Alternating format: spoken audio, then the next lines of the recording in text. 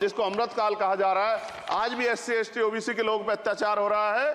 अभी 2 दिन पहले गोली से उड़ा दिया गया गाजियाबाद में और राजस्थान में गर्दन काट दी गई। ये घटनाएं देख के डर लगता है, घर से निकलते हुए भी कि आने घर वापस लौटेंगे नहीं लौटेंगे।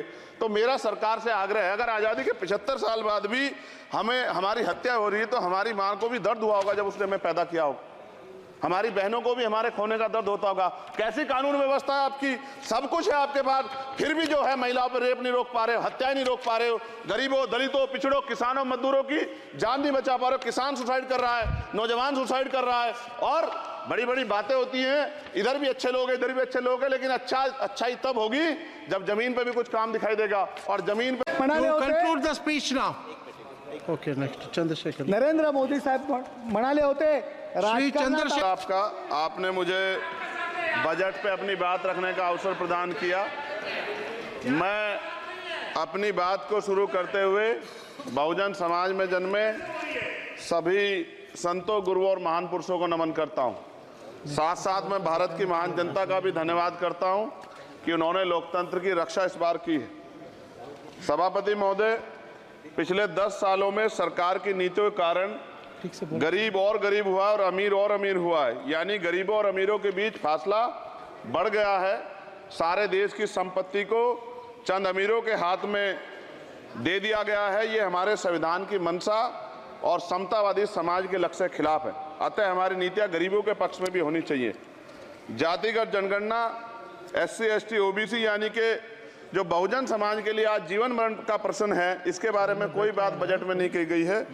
इसके बाद जनसंख्या के अनुपात में बहुजन समाज को सभी क्षेत्रों में हिस्सेदारी मिलनी चाहिए, तभी बाबा साहब अम्बेडकर का जो सपना है समतामूलक समाज का, वो पूरा होगा। महोदय, एक ऐसा विकसित भारत है जिसमें आज भी सफाई कर्मचारी को पक्की नौकरी नहीं मिल रही है और उसको गटर में उतरने के लिए मजबूर किया जा रहा है।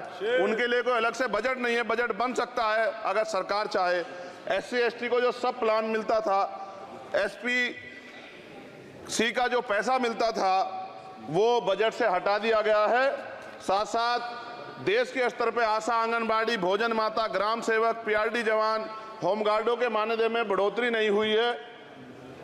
ऐसा कुछ भी नहीं दिख रहा है कि उनके जीवन में खुशहाली आ जाए। इनका मानदेय बढ़ना चाहिए। विधवा, वृद्धा, विकलांग पेंशन प्रत्येक महीने 500 रुपए से बढ़ाकर 5000 रुपए की जानी चाहिए, क्योंकि महंगाई बढ़ रही है। देश में प्रधानमंत्री जन कल्याण योजना के तहत SC ST OBC और मुस्लिम को कितने घर दिए गए, इसका कोई आंकड़ा सरकार के पास नहीं है। देश में इसी तरह SC ST OBC के लिए कितने परिवारों को शौचालय की व्यवस्था कराई गई। आज भी सिद्धार्थनगर जैसे जिले और तमाम जिले जो हैं, वहाँ शौचालय की व्यवस्था नहीं है। इस पर ध्यान देना चाहिए। देश भर में SC ST OBC के जो रिक्त पद पड़े हुए हैं, बैकलॉग भरना चाहिए। सरकार ने कुछ नहीं कहा।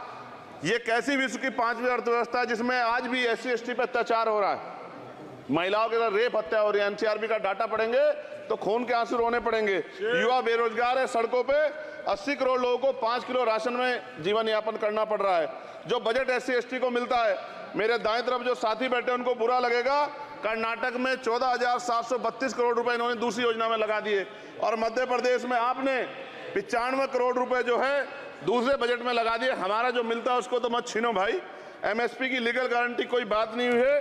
किसानों को जो 6,000 रुपए मिलते हैं उसको बढ़ा के 12,000 रुपए करना चाहिए और फसल बीमा जो है उसका सारा प्रीमियम सरकार भरे, किसानों पर बोझ ना लगे।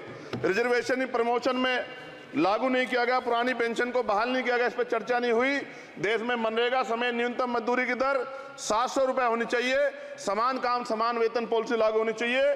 जो रसोई की चिंता करते हुए 500 रुपए प्रति सिलेंडर से ज्यादा के दाम नहीं होने चाहिए, जो महिलाओं को राहत मिल सके। बिजली के दामों में भी कमी होनी चाहिए। बेरोजगार युवाओं को 5,000 रुपए भत्ता मिलना चाहिए, जो बेरोजगार युवा जो है अपनी पढ़ाई या अपना खर्चा उठा सके। मैं अपने क्षेत्र के विषय में महोदय आपसे कहना चाहता हूं कि पश्चिम यूपी में नगीना में एक एम्स बनना चाहिए, एक IIT बननी चाहिए, एक IIM बनना चाहिए। नगीना लोकसभा में उद्योग धंधे लगने चाहिए। नगीना की कताई मिल जो है उसको पुनः शुरू कराना चाहिए। RRTC जो योजना है सरकार की, उसको मेरठ से आगे बढ़ाकर मुजफ्फरनगर, सहारनपुर से नजीबाबाद नगीना होते हुए उसको नगीना तक ले जाना चाहिए। साथ साथ नजीबाबाद से मुंबई के लिए एक ट्रेन चलनी चाहिए और नगीना, श्योरा, किरतपुर में रेलवे के ओवरब्रिज बनने चाहिए। सभापति महोदय, सामाजिक न्याय मंत्रालय को 13,000 करोड़ रुपए दिए गए और जनजाति कार्य मंत्रालय को 13,000 करोड़ रुपए दिए, कुल 26,000 करोड़ रुपए, जो कुल बजट 48.20 लाख का लगभग 0.54% है। जबकि हमारी संख्या 25% से ज्यादा SC/ST की और बहुजन समाज की मिलाओगे तो 85% से ज्यादा है। और हमारे विकास के लिए सरकार 1% बजट 1% पैसा खर्च कर रही है, जो मिलना हमें चाहिए, जबकि मिलना हमें 25% चाहिए। ये ऊंट के मुंह में जीरा के समान है, कहावत हमने बहुत दिन सुनी थी। पिछले लंबे समय से हमारे साथ धोखा हो रहा है, लेकिन अब ये नहीं चलेगा। चंद लोगों की तराजू से देश के संसाधन नहीं बटेंगे। इस देश का बहुजन समाज बर्दाश्त नहीं करेगा। संसाधन का बंटवारा संख्या के आधार पे होगा। माननीय काशीराम साहब नारा लगाए थे, ना तो वोट हमारा राज तुम्हारा चलेगा, और आज हम कह रहे हैं ना ही वोट हमारा और नोट तुम्हारा चलेगा। इस बात का भी ध्यान जो है सरकारों को देना पड़ेगा। आपके माध्यम से सरकार से मेरी एक मांग है, सरकार इस योजना का लाभ भी अपने आप ले ले, सरह भी ले ले कि 1 लाख रुपए सालाना बहुजन समाज के अत्यंत गरीब परिवारों को दे। 10 लाख करोड़ रुपए खर्च होंगे, लेकिन इस 1 लाख रुपए की योजना से एक झटके से एक परिवार गरीबी की रेखा से ऊपर आएगा और इनके बच्चों को कुपोषण खत्म होगा, अच्छी शिक्षा मिलेगी, महिलाओं को सम्मानजनक जीवन मिलेगा और इससे वास्तव में सबका साथ सबका विकास का नारा सार्थक होगा।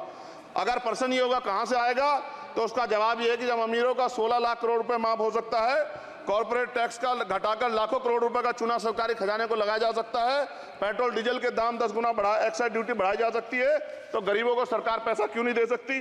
महोदय, समय आ गया है, अब निजी क्षेत्रों में आरक्षण की व्यवस्था होनी चाहिए। SC/ST OBC को निजी क्षेत्रों में आरक्षण मिलना चाहिए।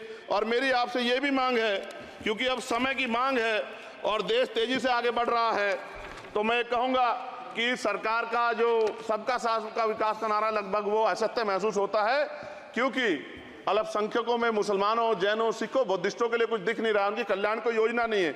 मदरसों को जो बजट मिलता था वो कम कर दिया गया है। आर्थिक तंगी से लोग मर रहे हैं। इंटर्नशिप की बात हुई है, परमानेंट रोजगार नहीं है। और दिल्ली में क्या हुआ बच्चों के साथ कल, उनकी सुरक्षा की जिम्मेदारी क्या है? वो आए तो बनने थे IAS IPS और बन क्या गए, लाशें बन के गए। यहाँ से कोई ध्यान नहीं दे रहा है, किसी की नजर नहीं है। साथ साथ मैं आपसे ये भी आग्रह करूंगा कि हम ग्रामीण क्षेत्रों से आए लोग देश से बड़ा प्रेम करते हैं और हम ये महसूस करते हैं कि सरकारें हमें सुनेंगी, सरकारें हमारे बारे में सोचेंगी। लेकिन ऐसा महसूस हो जाता है आज़ादी के 75 साल बाद, और जिसको अमृत काल कहा जा रहा है, आज भी SC/ST OBC के लोगों पर अत्याचार हो रहा है। अभी 2 दिन पहले गोली से उड़ा दिया गया गाजियाबाद में और राजस्थान में गर्दन काट दी गई। ये घटनाएं देख के डर लगता है, घर से निकलते हुए भी कि आने घर वापस लौटेंगे नहीं लौटेंगे। तो मेरा सरकार से आग्रह है, अगर आज़ादी के 75 साल बाद भी हमारी हत्या हो रही है, तो हमारी मां को भी दर्द हुआ होगा जब उसने हमें पैदा किया होगा, हमारी बहनों को भी हमारे खोने का दर्द होता होगा। कैसी कानून व्यवस्था है आपकी, सब कुछ है आपके पास, फिर भी जो है महिलाओं पर रेप नहीं रोक पा रहे हो, हत्याएं नहीं रोक पा रहे हो, गरीबों, दलितों, पिछड़ों, किसानों, मजदूरों की जान नहीं बचा पा रहे हो। किसान सुसाइड कर रहा है, नौजवान सुसाइड कर रहा है, और बड़ी बड़ी बातें होती हैं, इधर भी अच्छे लोग हैं, इधर भी अच्छे लोग हैं, लेकिन अच्छाई तब होगी जब जमीन पे भी कुछ काम दिखाई देगा। और जमीन पे महोदय कोई काम दिखाई नहीं दे रहा है। जब कोई योजना की बात आती है तो सरकार हमसे मुंह मोड़ लेती है। आप बताइए, एजुकेशन का बजट कम कर दिया, हेल्थ का बजट कम कर दिया। मैं अपने क्षेत्र में गया तो आप विश्वास कीजिए, डॉक्टर नहीं है, स्कूल में मास्टर नहीं है, और कोई भर्ती ऐसी नहीं जिसका पेपर लीक नहीं होता है।